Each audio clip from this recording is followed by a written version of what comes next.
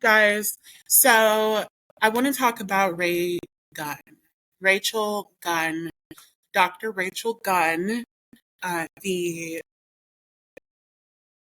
breakdancer who rocked the globe with her. I mean, you've seen him, kangaroo jump and uh, swimming on land. I don't know what the fuck it was called, but you know her take on breakdancing. And she won 0 points. She scored 0 points in the Paris Olympics. This is the first year that the Olympics has decided to host um, breakdancing. And she goes up there and embarrasses the crap out of everyone affiliated with the sport, her entire nation. Like, I mean, it's just ridiculous. I want to talk about the situation. I want to talk about the fact that, I mean, like, number one, why are we here? You know what I'm saying? But first, I want to talk about the cultural appropriation of it all and how that cultural appropriation is being dubbed wokeness, affirmative action, if you will. So they're conflating somehow white privilege, the thing that affirmative action was enacted to fight against, somehow that has become wokeness. So somehow a white woman being put in a position that she has no business in is a part of wokeness, and it's not what wokeness was supposed to be speaking against. White privilege. When did this happen? When did affirmative action work in favor of white privilege? Aside from for white women. I mean, if we're being 100% about it, affirmative action has had its, role in helping white women because it's supposed to be a way for women to be put in a lot of these positions as well as men, you know what I'm saying? As well as people from different ethnicities, ethnic backgrounds. And white women have generally tended to benefit from this. And that's not because of affirmative action or even the ideology of it or the concept of it. It's because of white privilege and the fact that these are still white women at the end of the day. So they're still going to come before everybody else except white men. So trying to conflate uh, affirmative action and wokeness with a white woman being you know, uh, placed in a competition, accepted in a competition to compete against other people who are not her peers because she pales in comparison to what they have to offer. That's just white privilege. That's the same white privilege that, affirmative action was supposed to be fighting against, you know? So it's just crazy to me because, you got these people out here who are like, everybody's calling this affirmative action, wokeness, this, that, and the third. And it's like, it's not. They went into a black sport and a black art that they never wanted to consider an art or a sport when we were participating in it. Now that it's become much more widely associated with other cultures because we have not kept up with it as much in the past like couple decades and things like that. Now that you can find a good amount of people who are not black doing this. Now it's a national sport they can bring into the Olympics and this, that, and the third. Girl, whatever. And it's ridiculous because the ridiculous show that she put on, Raygun, at this performance at the Olympics this year has solidified the fact that it will not be included. The games, breaking will not be included in the games in the future. I believe the next Olympic Games are taking place in Los Angeles, California. Los Angeles. Los Angeles. So it's not, you know, it's not going to be present at those Olympics. It's not going to be a game or a sport available for competition in the Olympics. So, how many people believe that that has nothing to do with the display, the pathetic display we just saw? And this woman is so indignant. She's so like, I mean, the opposite of humble because she doesn't have the humility to just sit back and be like, okay, you know what? I didn't do too well. You know what? I'm not really, qualified for this kind of thing. You know what? I probably shouldn't have competed. I probably should have ceded my spot for someone else. But she's too big for her britches to do that. And then she was, even in the face of her being ranked as the number one breaker in the world. In the world. Do you know how quickly W.D.S.F took that off their website, the World Dance Sport Federation? Do you know how quickly they took that ranking off their website? They said, oh, no, no, no, no, no. First, they tried to explain it. And then when that wasn't working, they said, okay, fuck this. And it's so stupid. It just shows how much they disrespect the sport. Like, it's clearly disrespect. It's disrespect for the sport. If this is not disrespect on the part of the WDSF, then it is pure incompetence, the same incompetence that got this woman involved in this in the first place. Because what are we talking about here? How are you not able to read the room and see that everyone disapproves, everyone's disappointed, everyone is embarrassed? You know what I'm saying? How are you not able to see all of that and then say, okay, make a good decision going forward? Like maybe not ranking this woman who got no points at the Paris Olympics because she was so bad. Maybe not ranking her. You know what I'm saying? Like maybe not ranking her as number one in the world. Maybe. I think that would help. It's just weird to me. It's just like, and then you have to walk it back. Like, so are we really supposed to even trust this now? Like, are we supposed to trust the process? Are we supposed to believe that this is actually legitimate? Because if you can just go back and change the results based on backlash, then, I mean, these are not legitimate results.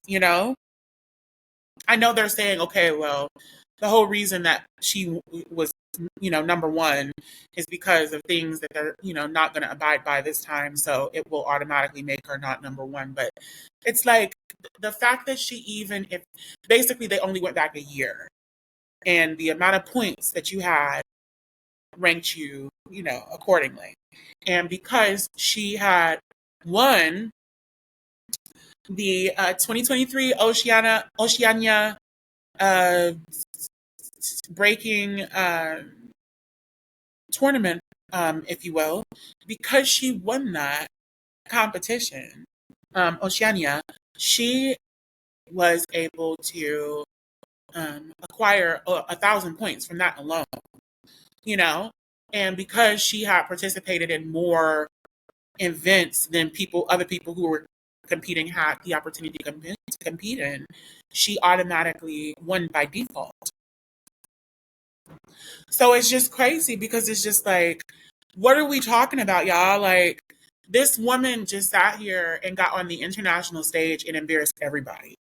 And she gives no fucks about it. I also want to talk about the fact that she is Dr. Rachel Gunn. What is her doctorate and what's her study? What's her field of study?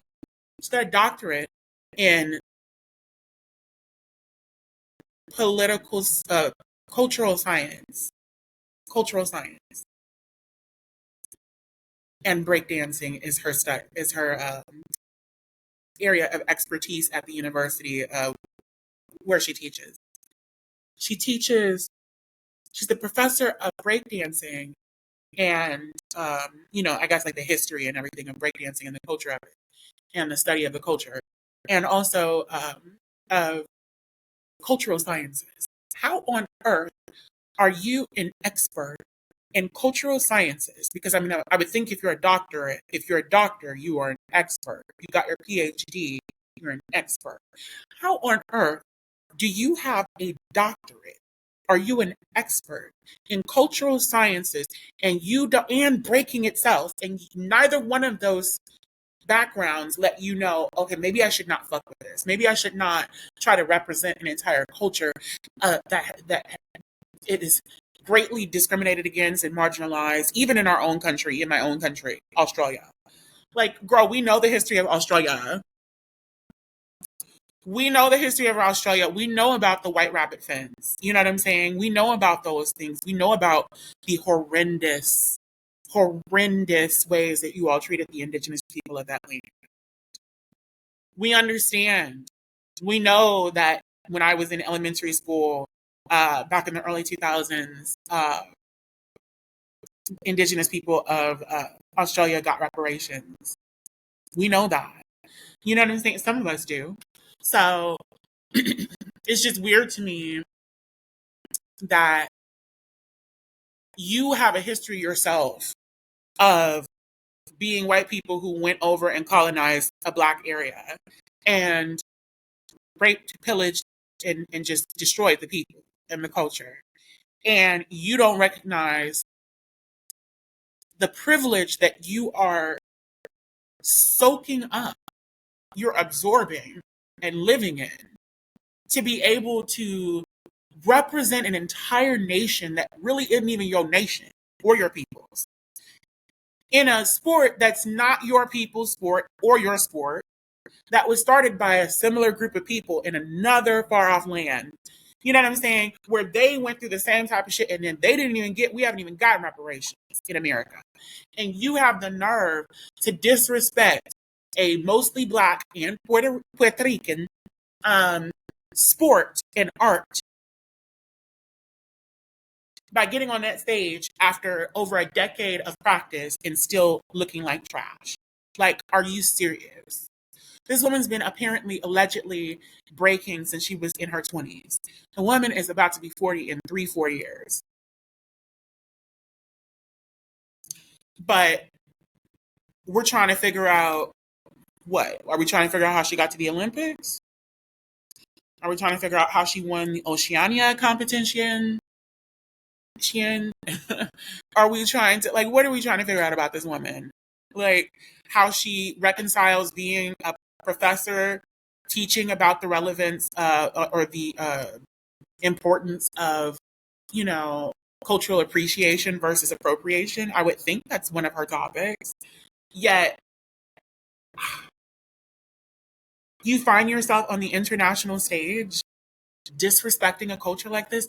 Like, what she did to breakdancing is basically like, it would basically be like if there was an international stage for being a geisha and she got up there as a white woman and dressed up in, you know, a kimono and, you know, very traditional garb, very traditional face paint and makeup, and decided to make herself look like a clown though with the makeup, and or maybe she didn't even do that. It'd be the equivalent to her doing that and then going up there and singing I don't know, a Blondie song from the 70s or 80s, and thinking that she can co-opt this culture, this Northeastern Asian culture, and make it her own, you know, and, you know, represent herself as a white woman in this culture, you know, even if she sang a song that was their, you know, a song that was relevant to their culture or something like that. Maybe she sang it in English, or maybe she sang it with a horrendous accent and clearly showed that she should not be in this competition. And then she was just like, you know, very aggressively and mannishly, well, I won't say mannishly because that's a different word, very aggressively and masculinely, you know, doing her dance to, you know, show her art or what have you or whatever, you know, like, it's just crazy. It's just like, you know, I think that's a great example.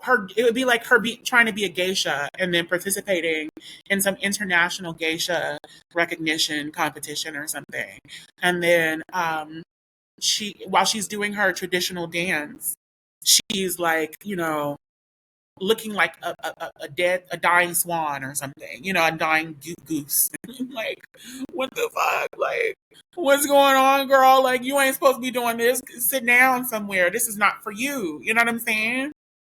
You just have to have moments. There are moments you have to take a step back and you have to realize that something is bigger than you and it's not really your place. I had to do that when I was participating in a protest on my campus at St. Louis University. I had to make it apparent that this is not okay, or excuse me, I had to uh, take a step back and realize that the prayer that we were being invited to participate in, I could have participated in it, but I didn't know anything about that, and I thought that it was going to be a Christian prayer, seeing as we're at a Catholic school. So I was, first one out in the front and ready to pray because I pray, I believe in God. But, you know, um, turns out that it was actually in step with the protest, it's Palestinian protest. Um, or excuse me, the prayer was a Muslim prayer. So it was rooted in Muslim culture, Islamic culture. I knew nothing about it. I knew a little something because I do know a little something, but I don't know. I didn't know that. So like, I had to back away and like eventually put myself, and it was hard to do that because one, I wanted to participate, and two, it took me a minute to realize that it wasn't a Christian prayer. And then even when I did realize it, I was like, okay, well, you know, maybe I can make this work because you kind of want to do that when you're in awkward situations. You feel like, okay, maybe I can make this work, but you don't. Eventually, if you have enough sense, you realize, okay, this is not my moment. Let me move away. And that's what I did. So it's just crazy that she does not have that humility because that's what humility is. That's what humility does for you. It allows you to take a step back and realize that you are just a piece in the overall scheme of things. But like, it's just really upsetting me because it's just like everything about this woman, everything about this competition, these entities says that none of this should have happened. But it still happened. And it's such a slap in the face, and it just really upsets me that people keep trying to word this as if it's a woke situation. It's not a woke situation. If anything, everybody in this situation is asleep. That's how this girl ended up being able to get to where she is. Because everybody is asleep. And the people who are, not asleep are intentionally feigning sleep because they don't want real talent to move forward. If a Black person or an actually qualified person won that, then one, they would have had to take the sport seriously and the art seriously. Two, it would have made no. It would have been a whole nother conversation about how we kept a Black sport down for all this time when it really could have been so amazing.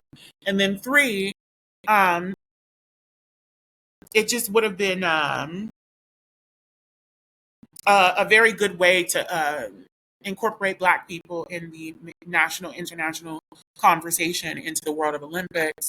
Is that and the third? We've already gotten a lot of Black people into Olympics a lot lately with Shakaria and with Simone and so many other amazing people, athletes who are out here who are doing their thing on the global stage.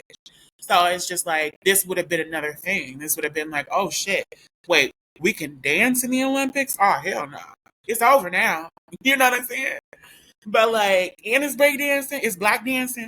So, but it's just funny to me because I see this type of stuff and I see how, commercialized everything is about it. Like, breakdancing has been commercialized since the late 90s, early 2000s. It's been commercialized. They've been, it's been the thing to do. You know what I'm saying? And it's ridiculous that it took this long for it to be incorporated. I think the first time it was incorporated on an international stage was that the Olympics? It was 2016 or 18 or something. But It's just insane to me. And then I looked up the eligibility requirements, and um, one of the things that threw me off about the eligibility requirements, and that I think kind of speaks to this whole cultural appropriation thing as well, and exclusion of Black people in particular, is how you can be disqualified for misbehaving. So they have misbehaving strikes and points and things like that.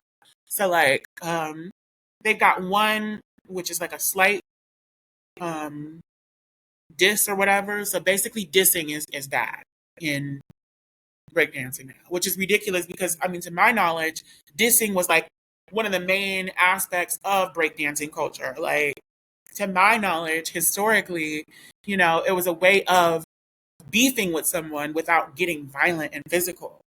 Well, you get physical, but without getting violent, and harmful. But like, physically harmful. But like, they've basically taken some of this the umph out of the sport, like a lot of the heart out of the sport, as usual. um so like, you can't even, most Black people would be disqualified anyway, because if you have like a slight something that's perceived as like a slight offense to someone else, like they can tell it wasn't intentional, but it was like a gesture or something that could have easily been seen as offensive to the other person in particular, or to a group of people, or the people in the situation, that can count against you and lead to disqualification, depending on you know the points and this, that, and the third, the strikes and all that stuff. Um, there's a next step up, um, it's more of an obvious and more of an intentional like slight to someone else, but it's not like super vulgar or like bad. Um, but we can tell it was intentional, and we can tell that it was meant to be offensive. That will get you even. I think that gets you 2 points deduction, and then so the first one is 1 point, and then the third one is, I think, 3 points, and that's like an obvious, overt, outright, like sexual or just vulgar gesture that you've done while breaking to offend other people or the opponent or what have you. So it's just not acceptable, and I think that's very unfortunate because there have always been rules with things that we've created in Black culture and this, that, and the third, but like, so I feel like a little bit, this is a little bit precedented, but like, for the most part, this just seems to be unprecedented, and like a bastardization of the rules, that in a way that limits the potential of a lot of people of certain demographics and culture from participating. Because when it comes to participating, because how can you participate if your culture touts this kind of banter, this kind of tit for tat, this kind of you know back and forth confrontational situation with in these types of arts and sports and things like that. Like, how can you compete when you have to completely unlearn that? It's very difficult. So, especially when we think about something like breakdancing, where you might have people in their 40s, 50s who grew up breakdancing, who would want to participate, but can they really? Because they got to untrain themselves when it comes to all of this, like the way that uh, diss people in the culture, and the way that you know. Show up people in the culture and in the sport. So I don't know. I'm just like really upset, and I felt like we really needed to have someone speak about this, and in a way that isn't trying to reframe this, because that's something that I have been very discontent with, is a lot of white people's ability throughout history, honestly, to reshape the landscape, and to present themselves kind of like metamorph, and present themselves shapeshift into new forms of the same kind of discrimination and oppressive forces. discriminatory and oppressive forces. Like, you know, each generation they're able to come up with new ways of being, racist or, you know, bigoted in whatever way. And it's just like they get away with, like, basically kind of turning the dichotomy around so that labels are switched around and like what's up is down and what's down is up. So like in this situation, they're able to say that this is wokeness and this is why affirmative action is bad. But it's like, this is literally what affirmative action was started to stop. It was started to stop white people in general, white men and women, from being seen as the pinnacle of success and being seen as the pinnacle of the epitome of, intelligence and education and prestige and all this other stuff. And leveling the playing field when it came to people being able to get into certain positions and being able to do this, that, and the third, because it was strictly for white people and mostly white men. So, it's just really pissy to see a lot of people who are, trying to conflate that with wokeness and trying to make it seem as though people pressing forward with equality movements are what's causing this. No, no, no, no, no. What's causing this is that same thing that has caused a lot of things for a lot of time in our history, and that is racism. Is it difficult to understand that white privilege and racism are what allow a white woman to be praised by the entire world, offered top rankings, scholarships, TV shows, and all kinds of things because she is horrible at a sport, a black sport, that she should have never been in the first place? That's white privilege, babe. You would never see a black person get that kind of clout, that kind of fame, that kind of praise, and defense. People running to her defense and all kinds of shit. Nobody would do that for a black person participating in a white sport. I'm just saying. But hey, I'm Lynn Ferguson, also known as Lynn Tennyson, your host here on the show, and I welcome you next time. We jump in Lynn's Beds.